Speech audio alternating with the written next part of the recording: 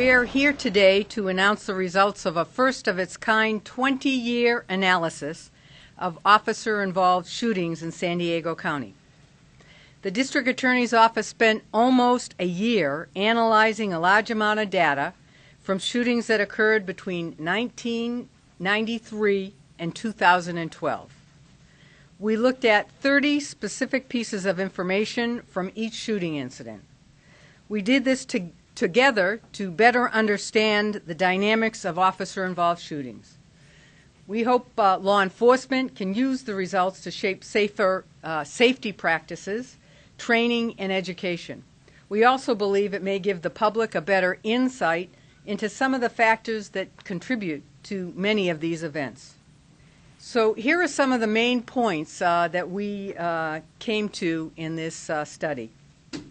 In the past 20 years, there were 358 cases in which officers shot someone in the line of duty. The total number of individuals who were shot during this time period was 367. The majority of those shootings happened within 3 minutes of the officer arriving on the scene. 3 minutes. 66%, two-thirds, of the subjects were on illegal substances at the time of the shooting, and the number one drug, methamphetamine, by far. 19% of the shootings were suicide by cop. What that means is it appears the person who was shot took some action directed at the police for the specific purpose of having the police shoot them. The most common day of the week shootings took place was Saturday. The most common location was a street or an alley. And the most likely encounter that resulted in an officer-involved shooting case was first, a traffic stop, and second, domestic violence.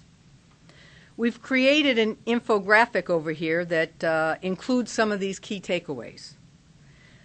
We will be posting this infographic on our social media sites, and I hope that you all will share this information in connection with your stories. This in-depth analysis is believed to be the most comprehensive report on officer-involved shooting cases in the San Diego history and among one of the few in the nation. The District Attorney's Office undertakes takes our role seriously in reviewing every officer-involved shooting in this county very seriously. We've done that since 1970 when the original protocol for police officer-involved shooting cases was created by then District Attorney Ed Miller and those in law enforcement. In fact, officer-involved shootings are among the most thoroughly reviewed incidents in law enforcement. Although some law enforcement agencies may have some small differences between them, there are actually 3 law enforcement-led investigations that usually happen when an officer fires his or her weapon. 2 are conducted by the police agency that employs the officer. 1 looks at policy issues, and the other looks at the criminal investigation aspects. In addition, there's an independent review conducted by the District Attorney's Office that evaluates the shooting for any criminal liability. And in San Diego County, in addition to that, for both the sheriff and for the San Diego Police Department, there are citizen review boards that also review these shootings. This report comes at a time when officer-involved shooting cases have been in the news, and the issue of race is obviously a big part of the national conversation. We did look at race in this report from several different angles.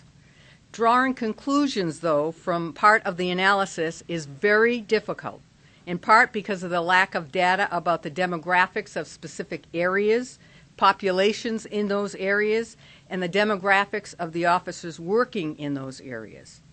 In addition, the demographics of San Diego County and the demographics of law enforcement have changed over the 20-year period, and all of that is outlined within the report.